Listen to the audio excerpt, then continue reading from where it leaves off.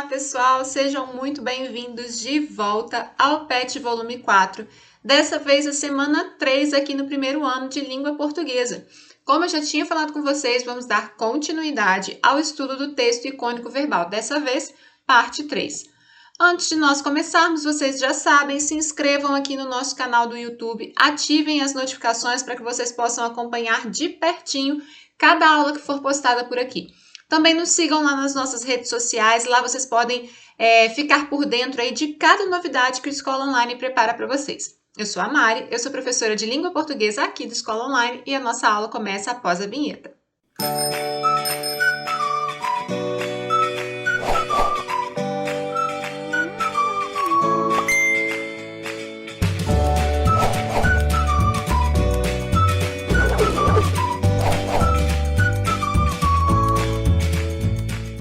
Texto icônico verbal, parte 3. O PET traz para a gente o seguinte, olha, mesmo que cotidianamente estejamos cercados pelas imagens, muitas vezes desconhecemos como seus componentes, o enquadramento, corte, a distância, ângulo, seleção ou não de cor, textura e etc. se organizam.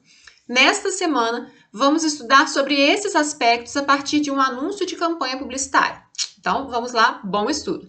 A apresentação traz o seguinte, a gramática do design visual. As estruturas visuais, do mesmo modo que as linguísticas, que o estudo da linguagem, exteriorizam as interpretações particulares, estabelecendo modos de interação social. Logo, numa imagem, cores, textura e proximidade entre leitor e participantes são aspectos relevantes, já que revelam um tipo de realidade e uma determinada visão de mundo. Então, com tudo isso aí, quer dizer que cada imagem traz, consigo, com as suas características, uma mensagem para esse leitor. Além do mais, é preciso examinar os participantes da imagem, seus gestos, vestimentas, expressões faciais, etc. Isso aí eu sempre falo nas minhas aulas de língua portuguesa, porque se a gente pega uma prova e encontra lá na prova um enunciado dentro de uma questão com uma tirinha, com uma história em quadrinho, com uma charge, a gente tem que levar em consideração o que tem de verbal ali, mas também fazer a leitura atenta da imagem, tá? A face do personagem se modifica de um quadro para o outro, tudo isso vai influenciar na interpretação final. Muito bem. Os significados, então, representacionais de uma imagem se dividem em narrativo e conceitual. Isso aqui é interessante a gente marcar. Então, vai ser dividido numa parte narrativa, e uma conceitual. No narrativo, o autor é participante mais relevante na imagem, seja pelo seu tamanho, posicionamento, contraste com o segundo plano, cor e foco. O ator, desculpa, falei o autor, olha, tô louca. O ator é o participante mais relevante na imagem. Então, a gente vai pensar no tamanho desse ator, no posicionamento, no contraste com o segundo plano, na cor e no foco. No plano conceitual, os participantes podem fazer papel de subordinado ou de subordinador, ser parte de uma estrutura entre parte e todo ou ter um atributo simbólico. Como? Pelos significados interacionais, conforme Kress e Van Leeuwen, acredito que seja essa a pronúncia, a natureza do relacionamento entre observadores e observador é estabelecida pelo A. Vou marcar aqui, a gente vai marcando com marca-texto esses pontos mais importantes. Então, primeiro, A. Contato, ou seja, pela maior ou menor interação estabelecida com o leitor pelo olhar, que pode ser oferecimento ou demanda. B. Afinidade social, isto é, pelos tipos de enquadramento, plano fechado, plano médio ou plano aberto. É constituída uma relação de maior ou menor distância social. C. Atitude, ou seja, pelo tipo de ângulo são situadas as relações de poder, ângulo alto no nível dos olhos ou baixo. Realismo, cor, totalidade, pormenores, profundidade e luz e orientação do código, naturalístico, sensorial, tecnológico e abstrato. Gente, a gente lê uma história em quadrinho, por exemplo, a gente não faz a menor ideia de que tem que se levar em consideração tudo isso que está sendo apontado aí. Olha que coisa. Consequentemente, os significados composicionais de uma imagem estão relacionados ao layout, que apresenta valores informacionais conforme a posição de seus elementos. Desse modo, se localizados à esquerda da folha, são concebidos como de conhecimento do leitor. Se localizados à direita, são apresentados como novos. Além do layout, ainda é preciso considerar as conexões estabelecidas entre os elementos e os efeitos de cor, tamanho, contraste, cores e localização. Resumindo, quando a gente pega uma imagem para analisar, nós temos que levar em consideração tudo. Cada parte que a compõe, a cor que foi utilizada, um risquinho que está sendo colocado, sei lá, do lado do pé do meu personagem, uma nuvenzinha que está em cima da cabeça dele, tudo faz parte de uma boa interpretação, tá? Então, a gente tem que levar em consideração cada parte que compõe a imagem como um todo. Muito bem. Vamos para as atividades. Antes de realizar suas atividades, relembre o que é uma campanha publicitária. Então, nesse momento, o texto icônico verbal vai trabalhar com uma campanha publicitária. E o que é a campanha publicitária? O PET traz para a gente uma leitura, né, para a gente poder relembrar os conceitos desse gênero. Uma campanha publicitária é um conjunto de ações de promoção realizado por profissionais com técnicas específicas para destacar uma marca e gerar grandes frutos para serem colhidos a curto, médio e longo prazo. Qual é a diferença entre anúncio e campanha publicitária? O anúncio serve para divulgar produtos e serviços comuns do dia a dia, uma promoção, por exemplo, e pode ser trabalhado separadamente, ou seja, sem estar dentro de um conceito ou planejamento extenso de ações. Já a campanha publicitária envolve processos mais elaborados e um período para acontecer. Ela pode envolver vários anúncios e estratégias com direcionamentos e objetivos pré-estabelecidos a serem analisados durante e após o período de vigência. Então, suponha, eu vou criar um anúncio sobre um produto que eu estou vendendo.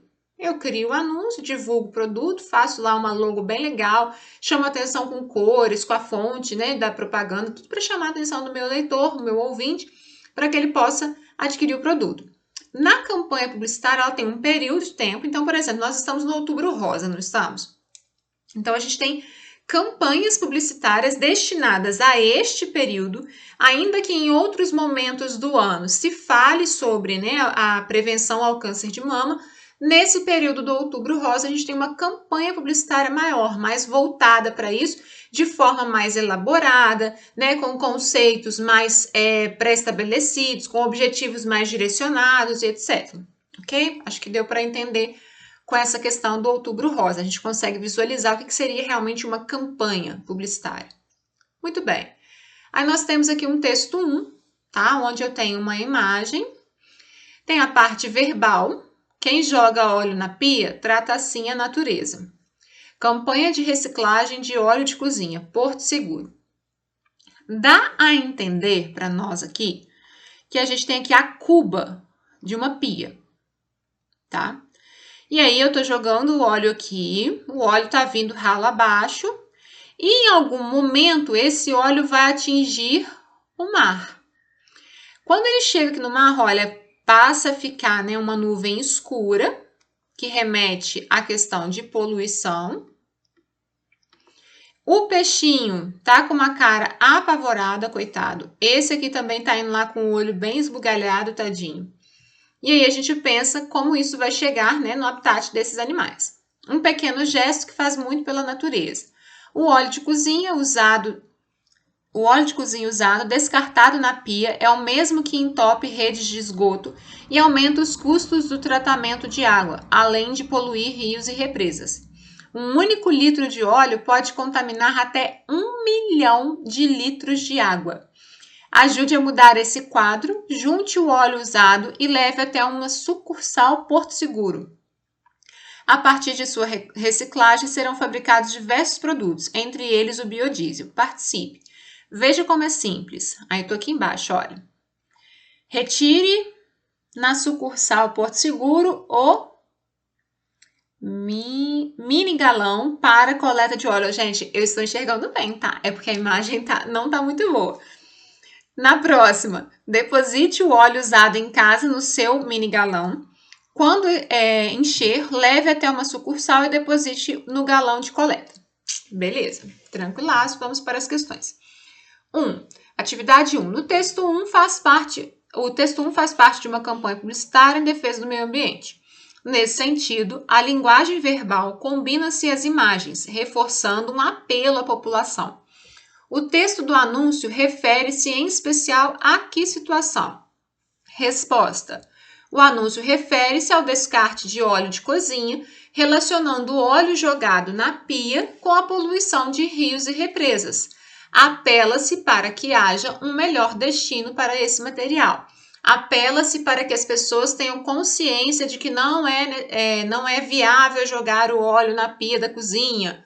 Ou apela-se para que as pessoas parem de jogar o óleo na pia da cozinha e comecem a levar esse óleo para um lugar apropriado de descarte. Enfim, nós poderíamos pensar nisso como resposta, ok? Bem simplesinho. Na 2, a imagem da publicidade apresenta uma estrutura narrativa? Explique. E aí, como sugestão de resposta, eu coloco para vocês o seguinte: pode-se dizer que sim, pois a imagem nos traz o percurso do óleo de cozinha jogado na pia até os peixes. Se a gente pensar na imagem e no efeito da propaganda como um todo, a gente tem realmente um percurso ali, né? Uma sequência de ações, de eu pegar o óleo, jogar na minha pia, esse óleo vai descer da minha pia, vai passar pela rede de esgoto, vai entupir a rede de esgoto, vai parar nos mares, vai causar problemas para os peixes, como é colocado ali na imagem do nosso texto 1, tá? Então, a gente poderia responder simplesmente dessa forma, ok? Atividade 3. Passando para os significados interativos, como os participantes representados são retratados, tá? Então, pensando aí na interatividade de eu olhar para a campanha, para o anúncio publicitário, como eu enxergo os participantes representados ali? Nós temos os peixes, né? Então, como sugestão de resposta, são retratados a partir de uma imagem subjetiva. Os peixes são figuras inocentes nesse processo e o leitor passa a ter empatia por eles. A gente olha para a carinha desse peixe aqui, coitado, vou até voltar. A gente olha para a carinha desse peixinho aqui, dá dó desse peixinho, não dá? Olha só, é como se estivesse invadindo a casa dele. Tá assustado, né, meu Deus do céu? Então, eles são pessoas. São imagens subjetivas, realmente, né? Ilustrando aí, não é só peixe, só esse peixe que vive no mar, mas ilustrando aí como, num geral, né? Como os animais marinhos e como isso vai afetar a vida nesse habitat, tá? Então, a gente passa a ter empatia por esses peixinhos, né? A gente começa a pensar realmente na situação deles. Beleza, então. Show de bola. Atividade 3.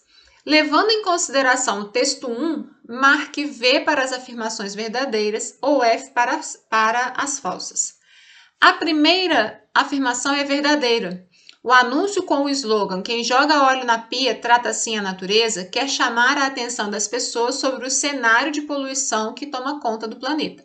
Então, eu sou responsável por uma parcela dessa poluição a partir do momento que eu jogo óleo na pia. É assim que eu trato a natureza, eu nem penso na natureza. Ótimo. Segunda opção também é verdadeira. O anúncio passa a ideia de que ações humanas negativas interferem diretamente no meio ambiente e que muitas vezes, em razão delas, algumas espécies podem não resistir, como o caso dos peixinhos, ok?